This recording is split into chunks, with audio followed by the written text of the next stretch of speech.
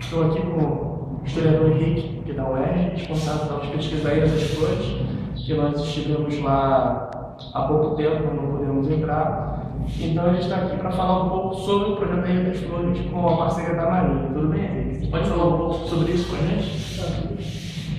O projeto ele já existe mais ou menos há uns 2 anos, né? De fato, se iniciou com a produção de um pequeno vídeo documentário e depois tomou uma proporção maior com a acolhida da Marinha, que percebeu que não é apenas uma base, mas um local de infinitas possibilidades que está incluso na história do Brasil. Diga-se de passagem, lá é o primeiro hospedaria migrantes dessa terra. Funciona desde o início do século passado e até 1955 tinha essa função, quando foi ocorrendo a passagem para a Marinha. Então, nesse período, existiu uma grande estrutura para organizar a migração, acolher cuidados médicos, alimentares e registrar esse migrante que resolve vir para o Brasil com uma série de expectativas: trabalho, moradia, local de paz. E esse é o objetivo: transformar esse local, que ora é uma base onde as pessoas passam pela BR-101 em direção a Niterói, região dos lagos, mas não é apenas uma base. Um local com infinitas histórias e principalmente com enormes possibilidades e reflexões a respeito da migração no Brasil. E esse projeto é tão interessante, surgiu de parte da UERJ ou a Marinha procurou vocês? Como foi? Eu acho que foi um conjunto. Assim, a Marinha já tinha noção que aquilo dali não era qualquer lugar. Então a Marinha, que tem a guarda, foi muito perspicaz em entender que aquele local não pertencia só a eles. A Marinha já está desde a década de 60, tem uma base operacional da Marinha, do Corpo dos Fuzileiros Navais, mas ela já tinha essa noção. Encontrar o UERJ, principalmente as possibilidades enquanto acadêmicas, científicas, de pesquisa, eu acho que uniu um pouco essa intenção de promover a presença da Marinha na região, porque nós temos a Marinha, não tem noção das outras forças, mas no Rio de Janeiro nós temos uma presença cultural muito forte da Marinha. O fato que eles analisaram que para esse lado da Bahia não tem nada. Então eles já percebiam que naquele local tinha um potencial de utilizar de forma cultural, de forma memória.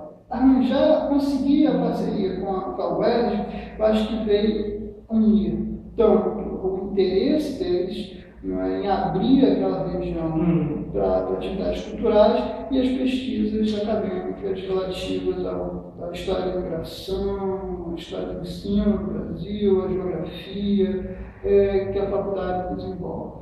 Então, é uma parceria que já existe há 2 anos, formalmente estabelecida através do convênio, e já mais ou menos uns 6 meses esse convênio. Quantas pessoas nessa pesquisa? Olha só, essa pesquisa ela é organizada na parte da UERJ pelo projeto, pelo grupo de pesquisa História de São Gonçalo, Memória e Identidade, cujo coordenador é o professor Luiz Resnick e o professor Rui Sérgio Fernandes. Então, tudo bem, pode.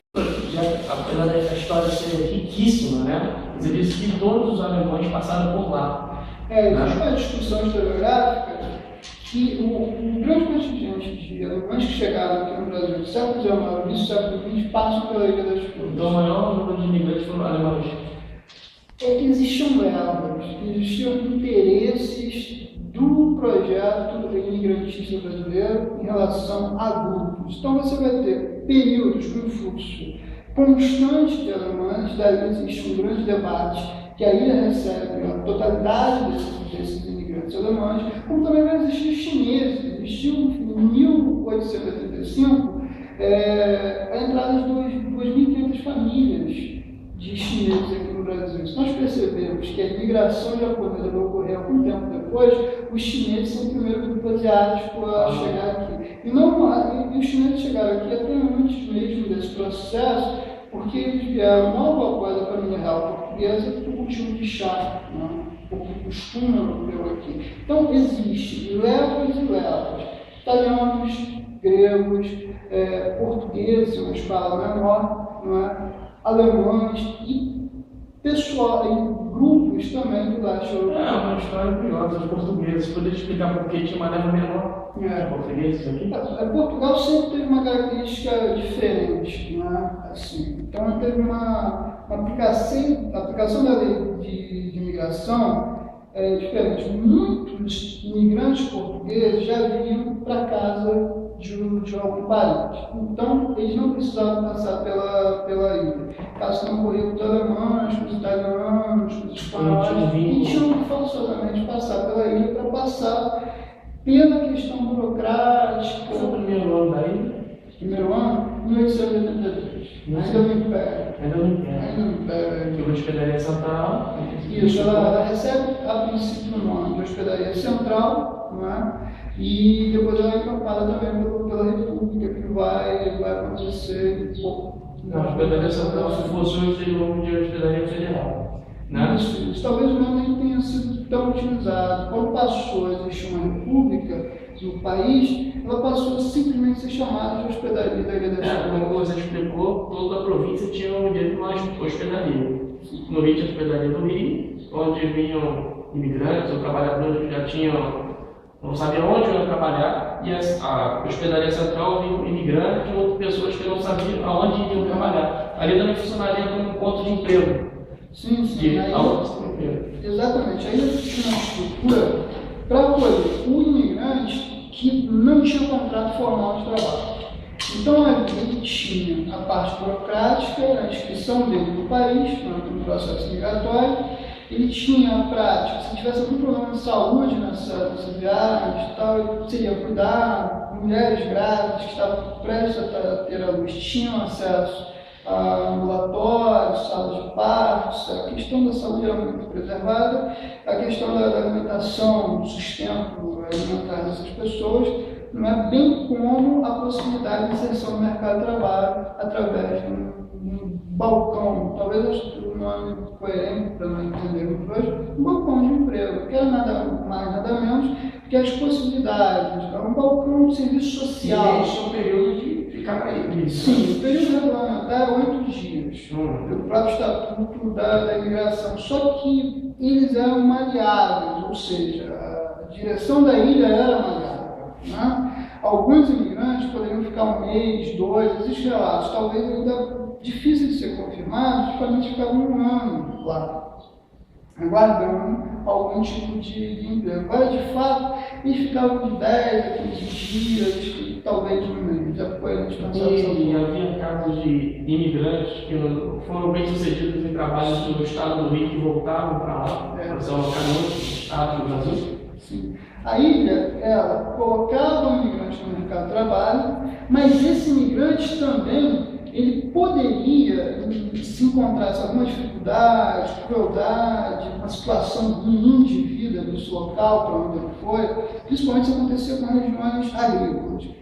Algumas famílias retornavam à ilha para serem realocadas em outras regiões aqui. Mas também mais ou menos para Isso. Eu acho que existe talvez, em algumas regiões do Brasil, existia ainda no início do século XX, né, ainda um ranço do trato com o escravo. Então, o imigrante, muitas vezes, ele ia para um trabalho muito semelhante ao escravo, com um tratamento muito semelhante ao escravo, principalmente com uma estrutura, ou melhor, uma não estrutura de vida.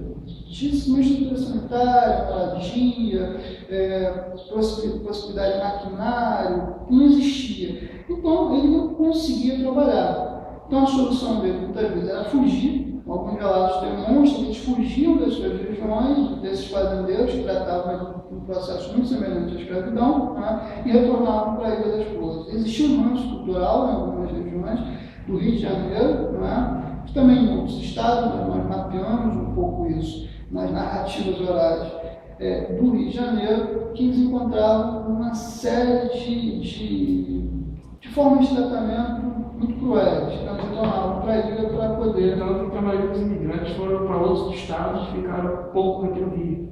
Pouco. Sim, a questão da imigração aqui no Rio de Janeiro, nós temos que notar da seguinte forma. É o local que tem a hospedaria de imigrantes, a hospedaria central de imigrantes, mas é um local que não vai ter políticas para fixar esse imigrante.